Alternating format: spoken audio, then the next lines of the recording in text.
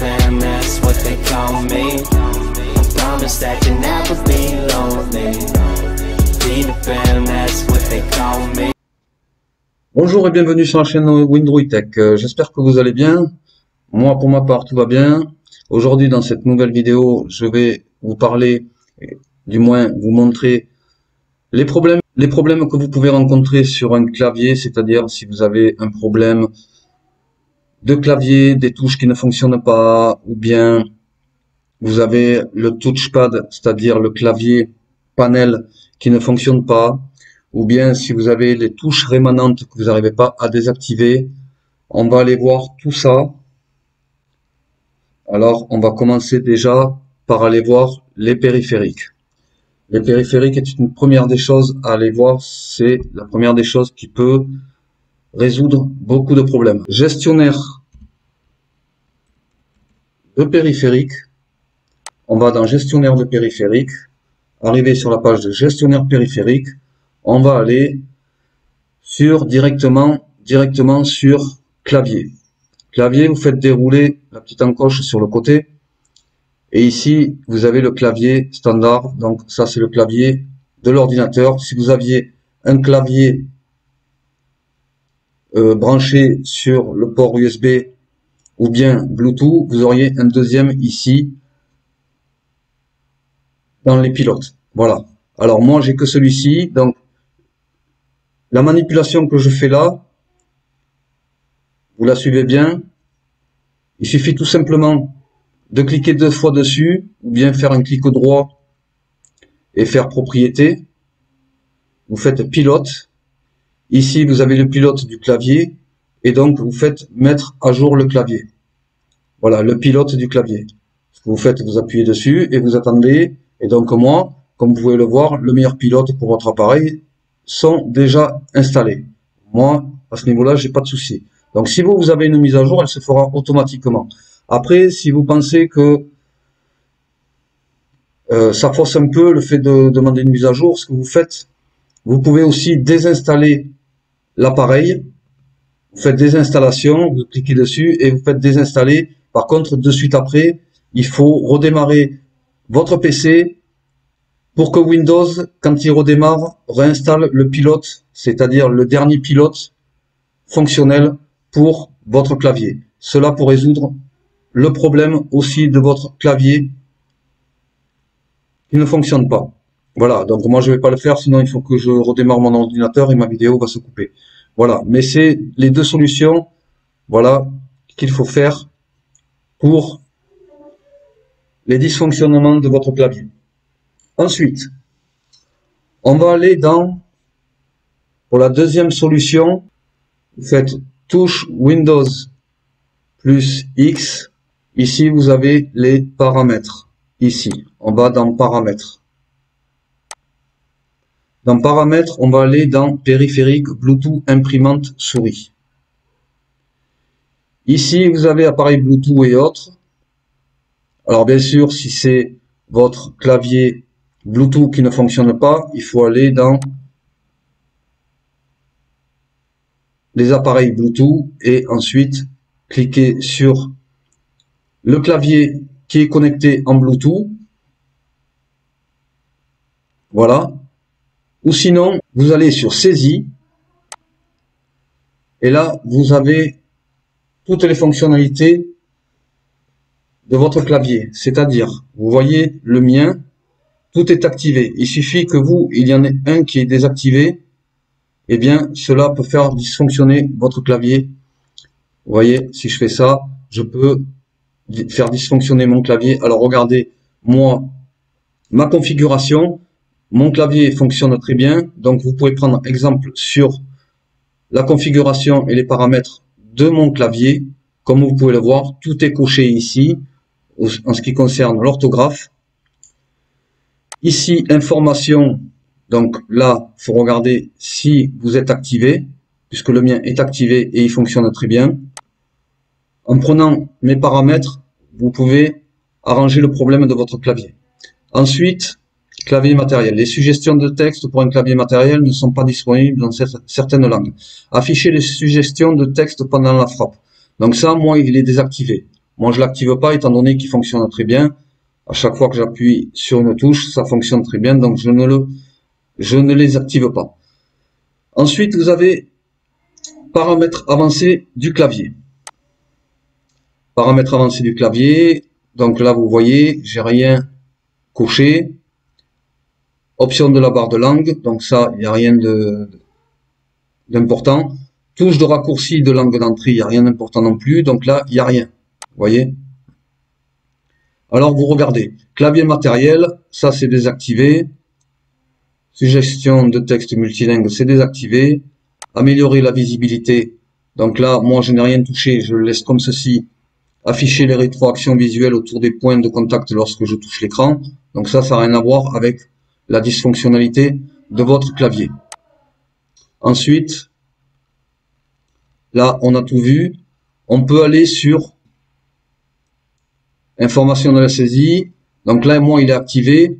Windows utilise l'intelligence artificielle pour vous aider lors de la frappe. Peut-être que c'est rien d'important, c'est peut-être pas ça qui fait dysfonctionner, mais au moins prenez la configuration que moi j'ai sur mon ordinateur, sur mon clavier. Je peux pas vous expliquer ce qui peut faire dysfonctionner votre clavier, mais en prenant, voilà, la configuration que j'ai, cela pourra résoudre le problème. Maintenant, comme on est encore dans les paramètres et au niveau du clavier, sur un clavier, il y a les touches, bien sûr, mais il y a aussi, peut-être que vous avez un problème de touchpad. Le panel de votre clavier, là où vous dirigez la souris avec votre doigt, eh bien, là, il peut y avoir aussi un problème. Il peut ne pas fonctionner. Donc, ce que vous pouvez faire, on peut aller sur pavé tactile. Voilà. Et là, c'est pareil. Alors, je vous ai pas expliqué un truc qui pourrait aussi arranger au niveau des saisies. C'est que même s'ils sont activés, si vous avez tout ça d'activé, il suffit tout simplement de désactiver, réactiver, activer, réactiver, et vous faites ça sur les 5, si vous en avez 5, et cela peut résoudre aussi le problème. C'est parce qu'en fait, des fois, il peut y avoir une mise à jour du pilote du clavier qui s'installe, mais qui a peut-être désactivé des fonctionnalités, et même si elles sont activées, il suffit tout simplement de les désactiver et de les réactiver, cela peut résoudre le problème. Voilà, ça j'avais oublié de le préciser, mais c'est important parce que souvent c'est ça qui fait défaut. Alors, j'ai dit on va au pavé tactile. Si vous avez un problème de pavé tactile, il ne fonctionne plus. Donc là surtout, regardez si le pavé tactile est activé. Et là vous faites pareil. Même s'il est activé, vous le désactivez et vous le réactivez. Voilà, ça peut résoudre le problème. Ensuite, vous prenez pareil. Voyez, appuyez là, tout ce qui est coché, vous le cochez. Si vous avez des choses décochées, vous les cochez toutes, comme moi je l'ai sur l'écran. Voilà. Faire défiler et zoomer, ça aussi, vous le mettez. S'il y a un problème à ce niveau-là, pensez pour faire un zoom, peut-être pas important, mais vous pouvez le mettre aussi. Donc là, après, c'est basculer entre les applications et afficher le bureau. Ça, c'est le système de toucher, donc ça n'a rien à voir. Voilà. Donc, après, la seule solution pour le pavé tactile, vous avez la possibilité de réinitialiser le pavé tactile. Et ça, par contre, ça résoudra votre problème, certainement. Voilà. Voilà pour le pavé tactile. Ensuite, ici, vous avez des paramètres supplémentaires. Alors, je ne sais pas ce que c'est. Donc là, c'est au niveau de la souris. Si vous avez un problème de souris, on va aller voir pour la souris aussi au niveau des pilotes. Alors ici, vous avez le pointeur. Voilà. Donc là, moi, j'ai rien touché. Je l'ai laissé comme c'est. Voilà. Ça peut être là aussi le problème si vous avez un problème de souris. Maintenant, on va aller dans justement souris. Si vous avez un problème avec votre souris, ici, quand vous touchez le panel, ou bien si vous avez un problème de souris aussi au niveau de la souris, ça peut être pour la souris Bluetooth, la souris connectée USB et donc filaire. Alors on va aller voir. Pour ça, on va retourner dans le gestionnaire de périphérique. Voilà. Dans le gestionnaire de périphérique, on va aller directement à souris. Vous cliquez dessus. Donc là, moi j'ai deux souris. J'ai la souris de l'ordinateur sur le panel et j'ai la souris Bluetooth. Donc, la souris panel, pour moi, je pense que c'est celle-ci. Voilà, vous cliquez dessus, vous faites pareil, vous faites pilote, et là, vous faites mettre à jour, rechercher automatiquement les pilotes installés. Donc, moi, voilà. Donc, ça va vite parce que le mien est à jour. Et comme je vous ai dit tout à l'heure, pour le clavier, vous pouvez aussi désinstaller l'appareil. Vous faites désinstaller, là ici, vous faites désinstaller, vous redémarrez votre ordinateur et au redémarrage, Windows réinstalle le dernier pilote pour votre souris, votre système souris et pour comme pour le clavier. Voilà. Donc ça, c'est une solution aussi qui pourrait arranger le problème. Voilà. Après, regardez aussi si, quand vous cliquez sur pilote, il se peut que là, vous voyez, il est activé pour vous, c'est-à-dire qu'il n'est pas activé. Là, il y a marqué désactiver l'appareil, ça veut dire que si je clique dessus, je le désactive. Mais vous, si vous arrivez ici et qu'il y a marqué activer, eh bien, vous cliquez dessus et vous l'activez, et ça peut être aussi l'origine du problème de la souris. Et pareil pour le clavier. Vous voyez, quand je fais ceci, je vais sur pilote. Vous voyez, ici, donc, moi, j'ai pas désactivé l'appareil puisque il n'est pas en surbrillance, donc c'est pas le problème d'activation ou désactivation. Voilà. On va parler touche rémanente. Alors, il se peut que votre clavier ne fonctionne pas comme vous voulez, c'est-à-dire vous mettez une lettre et en fait, la lettre que vous demandez, eh bien, c'est pas la bonne. Et c'est souvent les touches rémanentes qui ont été activées. Alors, on va voir pour désactiver les touches rémanentes. Alors, pour désactiver, regardez, je touche. En fait, je vais vous montrer comment ça se passe. En fait, les touches rémanentes, c'est quand vous appuyez sur deux touches en même temps. Il se peut que vous déclenchez les touches rémanentes et vous faites une mauvaise manipulation et vous activez les touches rémanentes. Alors, les touches rémanentes, il suffit tout simplement pour savoir comment la fenêtre apparaît. Elle apparaît et des fois, on clique sur un bouton et on active les touches rémanentes. Alors, je vais vous montrer ça. Je vais vous montrer ça de suite. J'appuie sur la touche Maj. J'appuie sur la touche Maj, où on fait les majuscules. Voilà. Et ensuite, on appuie et ça fait des minuscules. Donc, je reste appuyé sur Maj. Et j'appuie 5 fois sur Shift. Shift, c'est la flèche juste qui est en dessous de Maj. Et j'appuie 5 fois. 1, 2, 3, 4, 5. Et vous voyez, ici, j'ai les touches rémanentes. Voulez-vous activer les touches rémanentes? Les touches rémanentes permettent d'utiliser les touches Maj, CTRL, Alt ou Windows en appuyant sur la touche à la fois. Pour activer les touches rémanentes, appuyez 5 fois de suite sur la touche Maj. Voilà.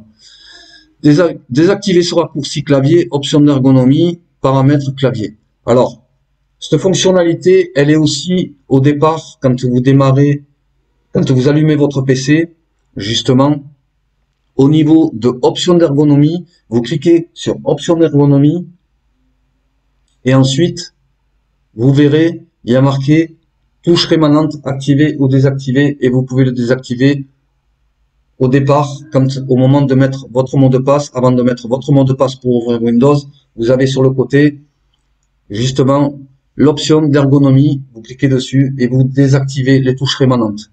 Ensuite, il y a une solution, donc là je mets non, il y a une solution pour les désactiver aussi. On va aller dans le panneau de configuration.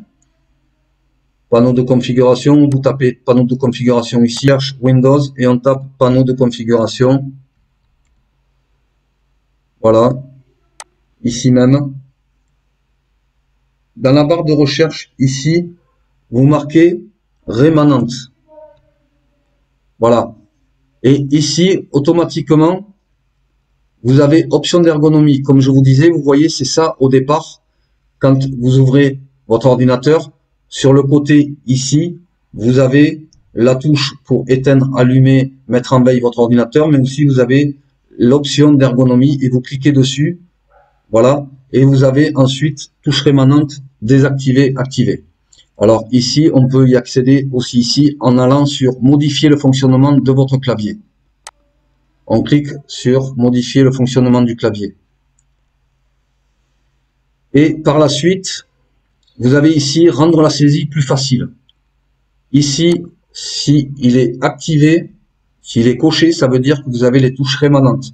Alors, tout simplement, il faut le désactiver. Et par contre, ne pas oublier de faire appliquer et OK. Voilà. Voyez? Et là, c'est désactivé, vous n'aurez plus les touches rémanentes. Alors, ensuite, il y a une autre solution. Si votre clavier ne fonctionne pas, si ça vous pose pas de problème pour mettre votre mot de passe quand vous ouvrez Windows, bien sûr, ça ne concerne pas si ce que je vais vous expliquer, ça ne concerne pas, la solution ne concerne pas pour ceux qui ont un problème pour mettre leur mot de passe parce que leur clavier, par rapport à leur mot de passe, eh bien, les lettres ou les numéros qu'il faut mettre pour faire le mot de passe, ils peuvent pas y rentrer parce que justement, eh bien, ces lettres-là ne fonctionnent pas. Donc là, je peux rien faire pour vous. Il y a une autre solution que je vous expliquerai, mais à la fin. Et donc, si vous activez, si vous accédez à Windows, vous êtes ici là sur l'écran comme là je le suis, eh bien, si votre clavier ne fonctionne toujours pas après toutes ces manipulations, tout simplement, vous avez le clavier visuel.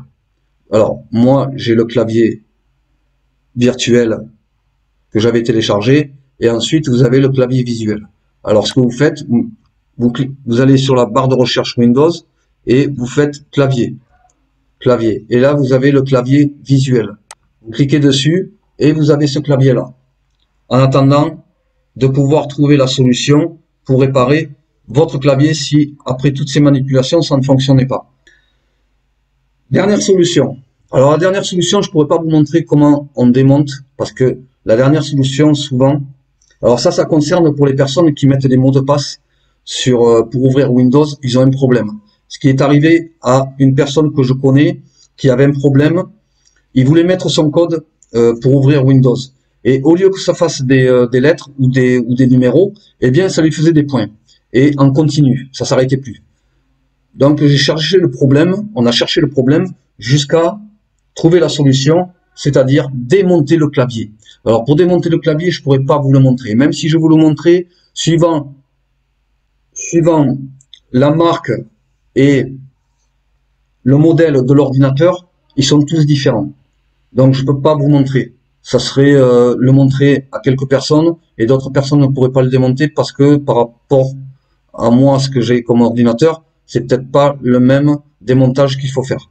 Voilà. Et pour cela, donc, je vous recommande d'aller voir sur Internet. Il va y avoir sûrement des vidéos montrant le démontage du clavier, du modèle de votre ordinateur.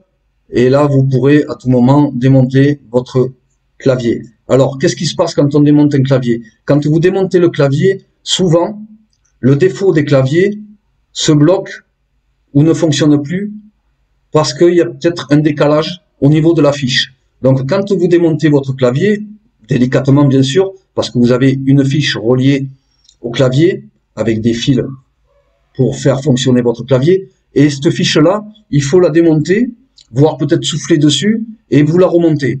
Ensuite, vous remontez la fiche.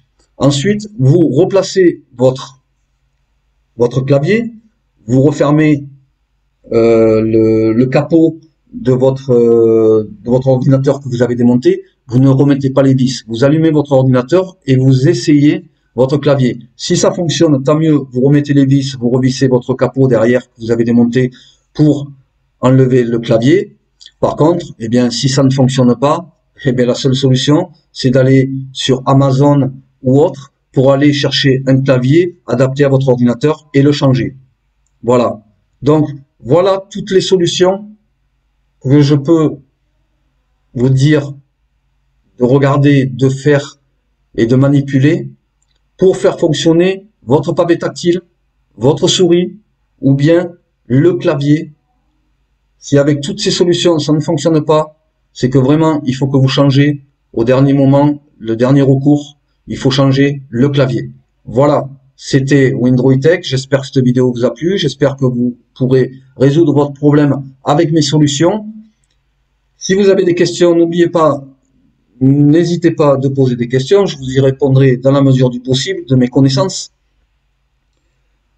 Ou sinon, eh bien, vous avez aussi des vidéos qui parlent de clavier. Peut-être que j'ai peut-être oublié quelque chose, mais ça, c'était les plus courantes.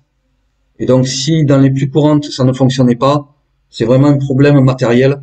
Et là, ou vous avancez vers un réparateur qui pourra vous dire si c'est votre clavier ou pas, ou bien vous le faites vous-même, vous changez votre clavier, vous démontez votre clavier, vous le remontez, voir si ça fonctionne, comme je vous ai dit, et ensuite vous le changez si vraiment il est à changer. Voilà. Donc, ça coûte entre 15 et 30 euros un clavier. Vous en avez à tous les prix. À vous de voir après lequel choisir pour faire fonctionner votre clavier.